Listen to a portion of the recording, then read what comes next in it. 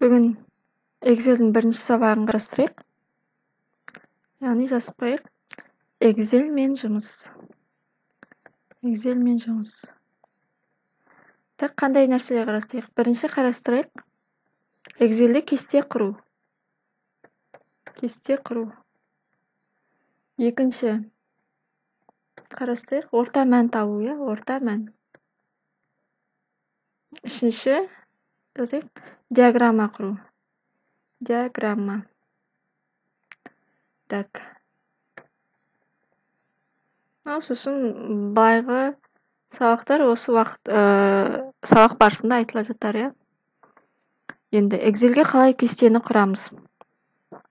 Excel'ге кесте құру үшін, мысалы, бізге қандай мәліметтер керек, соны енгізіп алайық. Мысалы алайық, біз енді мұғалім болғандықтан, біз енді оқушымен жұмыс, класспен жұмыс, сондай вариантта жазайық. Мысалы, мен алайын. 6-шы А сыныбы. Так, 6-шы А сыныбының үлгерім көрсеткіші, сапа көрсеткіші. Жылдық сапа көрсеткіші керек. 1-ші тоқсаннан бастап есептегенде жылдыққа дейінгісі. Мысалы, соның диаграммасын құруымыз керек, Алайық, пәндерді алайық болса, қазақ тілі. Екінші орыс тілі. Бірінің астына бірін жазып жатырық. Үшінші ағылшын тілі. Негізгі төртеуін алайық, математика. Осы негізгі 4 пәнді алайық. Мысалы, математика деген сөз, мына өзінің кестесінен асып кетті. Демек, жылжытуымыз керек. Бәрін бірдей бағытқа, Ол үшін істейміз. Мына В-да тұр ғой бізде. В-дан мына жоғарысында өзі көрсетіліп тұр. Соның ширинасын үлкейтеміз. Барлық сөз мына осы ширинаға сиді. Мына тіктөртбұрышқа сиді барлығы. Арғата кетеміз. Бізге 4 тоқсан керек. 1-ші тоқсан, 2-ші тоқсан, 3-ші тоқсан, 4-ші тоқсан. 4. Және бізге керек жылдық. 1-ші тоқсанда мысалы қазақ тілі. Қақақ кетті ғой, қазақ. Мына жерден өзгертеміз. Қазақ тілі. 1-ші тоқсан мысалы қазақ тілі неше процент көрсетіп. Мысалы 85% болсын. 2-ші тоқсанда ол мысалы 86% көрсетіп. 3-ші тоқсан қайтадан 85, 4-ші тоқсан мысалы 90% дегізіңіз. 90% көрсетіп. Дәл солай. Орыс тілі. Мысалы 65-тен бастайық. 70, 75, онда көп разница болмайды ғой, мысалы 74. Так. Ағылшын.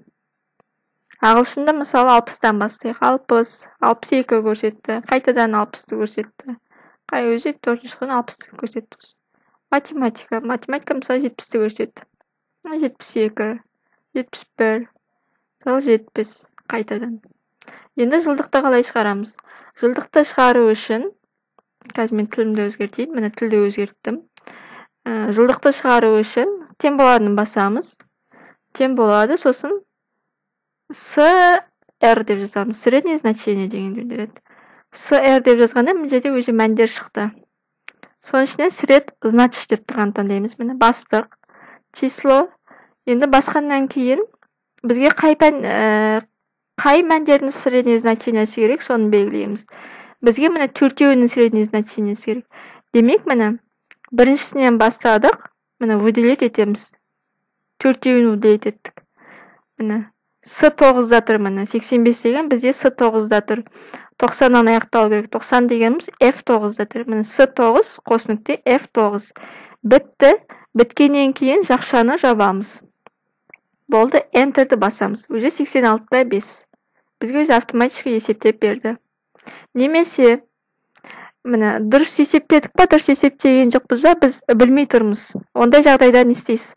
Ондай жағдайда мына жерге тексеріп қарайық келесі жолға. Тең боладыны басасыз. Біз математикадан білеміз, среднее значение деген, яғни орта мән дегеніңіз, барлық санды қосып, мүшелер санына бөліп тастайсыз. Мысалы 4 сан ба, 4-тен қостыңыз, 4-ке бөлесіз. 5 сан болса, 5 санды қосасыз, 5-ке бөлесіз. Сонда бізде қазір мына жерде 4 сан, демек 4 санды қосамыз, 4-ке бөлеміз.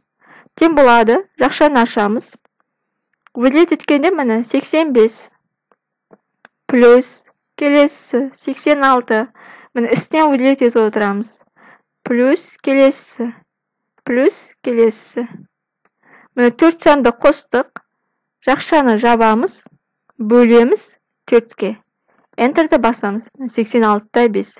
Демек, мына жерде біз міне жылдықтың формуласын дұрыс есеп жаздық деген сөз. Міне. СР значит жақша С9 қосыныкте F9 жақша жабылады. Мынаны алып тастаймыз, керек емес. Болды, ары қарата кетеміз. Уже келесін есептейтін кезде бізде барлығы бір-ақ формуламен есептелінеді. Сондықтан ол формуланы қайта-қайта енгізудің қажеті жоқ. Міне, формуланы біріншісіне ғана жазамыз. Уже келесілерге соны тартамыз. Тартқанда міне төмен жағында міне кішкентай тіктөртбұрыш тұр. Сол кішкентай тіктөртбұрышқа келгенде міне плюс белгісі қойылады, міне плюс белгісі. Осы плюспен қажетті жерге дейін созамыз. Болды. Қалғаны уже автоматически есептеп береді. Мысалы бізде 86/5 деген шықты. Біз оны бүтінге дейін жуықтағымыз келіп тұр. Бүтінге дейін жуықтау үшін не істейміз? Міне общий деген жерде, міне общий деп тұрған жерде. Мына астында стрелка тұр, міне стрелка оңға бағытталған, стрелка солға бағытталған. Соны қараймыз. Қайсысы керек? Мысалы, стрелка мына жерде солға бағытталып тұр. Мысалы, солға бағыттасаңыз, сізге мына жерде міне 86/5 уже 5-тен кейінгі сан шығарып берді бізге. Ал оны тағы бассаңыз, о тағы сан шығарып береді. А бізге керек бүтінге дейін жуықтау. Сондықтан міне 10 жағындағы стрелкаға барамыз. Бастық. Міне 87. 86/5 деген, о бүтінге дейін жуықтасаңыз, о 87% математикада. Болды. Демек, қалғандарында біз солай бүтінге дейін жуықтауымыз керек. Демек, міне плюсті қайтадан жоғары қарай тарта қоямыз. Болды, бізге жуықтап берді. Енді мысалы мына жерде қарайық. Excel мен жұмыс дегенде бәрі бізде F-те жазылып тұр. Міне Excel мен жұмыс деген кезде мына сөз бізде міне бөлініп тұр да екіге. Біреу F-та тұр, біреу G-да тұр. Енді осының бәрін біз мына бір F-қа салғымыз келіп тұр. Ол үшін не істейміз? Яғни екі ящикті біріктіруіміз керек. Ол үшін міне қай екі ящик? Міне F пен G-дағы мына екі ящик. Осыны біріктіруіміз керек. Оны біріктіру үшін міне екеуін выделить еттік. Одан кейін мына жерде міне объединить деген бар. Міне біріншісін басамыз. Міне болды. Екеуі міне Excel дегенді басқан кезде міне екеуі бір ящикте тұр. Осылай бір ящикке келтіруімізге болады. Мысалы, диаграмма құру дегенде де қарайық. Мысалы, диаграмма құру дегенде бізге C-ға жаздық, оның жартысы D-да тұр. А біз ол D-ға енбеу керек, диаграмма құру C-да тұру керек. Диаграмма құру деген сөз C-дің өзінде тұру керек. А ол үшін не істейміз? Мысалы, астына түсіргіміз келіп тұр. Құру деген сөзді астына түсіргіміз келіп тұр. Оны түсіру үшін тағы да міне жоғары жақта біз жаңа міне екі ящикті біріктірдік қой. Соның жоғары жағында міне стрелкамен тұр, астына түсуді көрсетеді. Соны басамыз. Міне диаграмма құру астына түсті. Ал мына бізге уже әдемі емес болып тұрса, мысалы C-ді кішкене ашуымызға болады. Былай ашсақ болады. Немесе мысалы мынау көп орынды алып тұр қой, бізге кішкене оны қысу керек та. Ол үшін міне 5-ке, мынаның өзіне ештеңе істей алмайсыз. Міне біз қайда тұр ол? 5-те тұр. Демек 5-те міне высотасын кішірейтесіз, қарайсыз. Міне барлық сөз C-іп тұру керек. Болды. Барлық сөз C-да. Кестесін құрдық. Енді кестені құрғанда бізде ол кестелер, егер осы күйінде біз печатқа беретін болсақ, бізде мынандай болып шығады міне. Мына Excel-дегі тіктөртбұрышта бізде аппақ болып шығады. А бізге кесте түрінде сызылғаны керек. Ол үшін міне бізге қай жерге кесте керек міне. Осыдан бастап мынаған дейін бізде міне кесте. Демек міне кесте керек жерді белгіледік. Сосын мына жерге келеміз міне. Тілдерді таңдайтын жерде жазуудун тилин тандайтын жерде да мына. Өзү кестенин белгиси бар, границаларын көрсөтөт. Осы границада бизде все границы дегенди тандайбыз. Яғни барлығы кестенин барлық бөлігі боялып көрсөтүлүү керек, Все границы тандадык. Мына кестемиз курулду. Печаттап чыгарган кезде мына бизде кесте болуп арнайы белгиленип турат. Кестени курдук. Мисалы мына кесте керек эмес болсо кайтадан все границаны тандайсыз. Уже мына нет границы дегенди тандайсыз. Уже кестеңиз алынып калат. Тек кана мына бөлүккө кесте керек болсо тагы да карайсыз. Кайсысы керек? Левая граница керек па или правая граница керек па карап тандап аласыз. Бизге керек азыр все границы. Болду. Кестени курдук. Ортаманы эсептедик. Энди бизге керек диаграмма куруу керек. Диаграмма куруу үчүн тагы да маалиметтерден тандап аласыз. Маалиметтердин ичинде диаграмма сизге кайсысына курулуу керек. Яғни диаграмма деген ол белгилүү бир маалиметтерден куралат. Бизге мына диаграмма куруу үчүн бизге мына маалиметтер керек. Яғни класстын 490 мен жылдыктагы сапа көрсөткүчтөрү керек, сосын пәндери керек.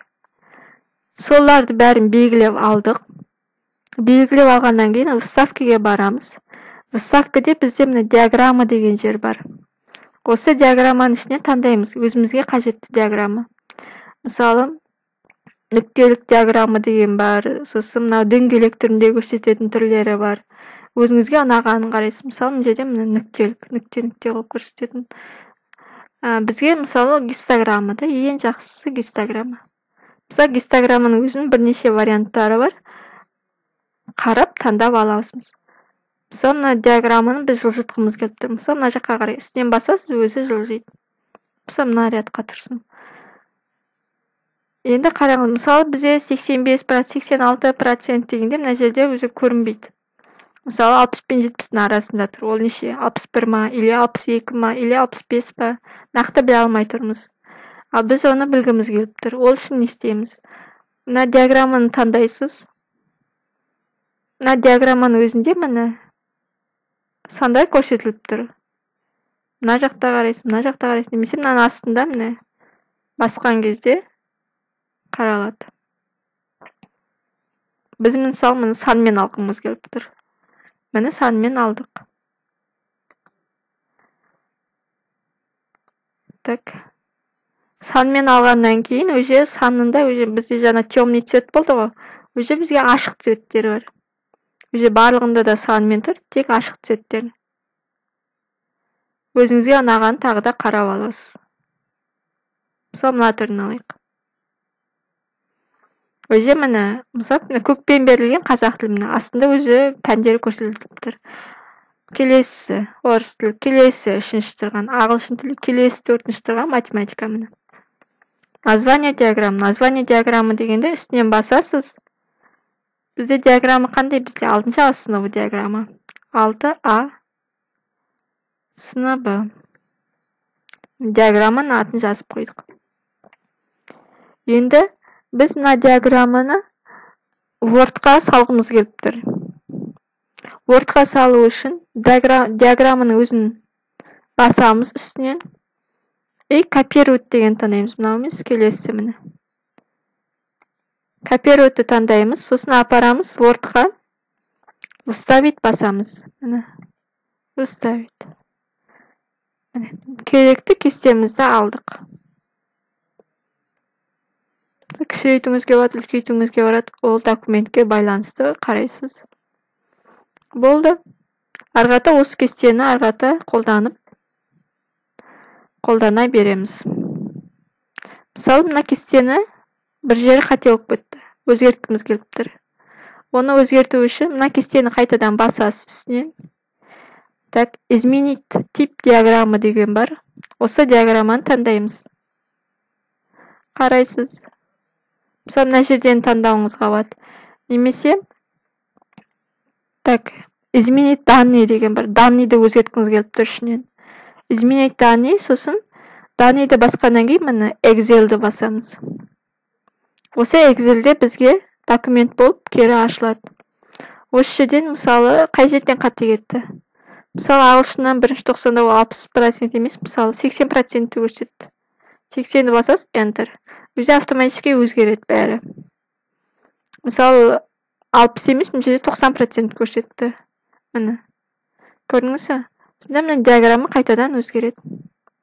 Егер мына диаграмма Excel күйінде документте сақталмаған болса, мысалы мына ноутбугыңызде сақталмаған болса, онда сіз мына Word-қа салған кезде изменить ете алмай қаласыз. Ошибка болып шығып тұрады. Так. Осы. Бүгінгі сабақ осы. Міне. Диаграмма құру, орта мән табу и кестесін құру. Осылай есептедік. Так, бірінші сабағымызды аяқтайық.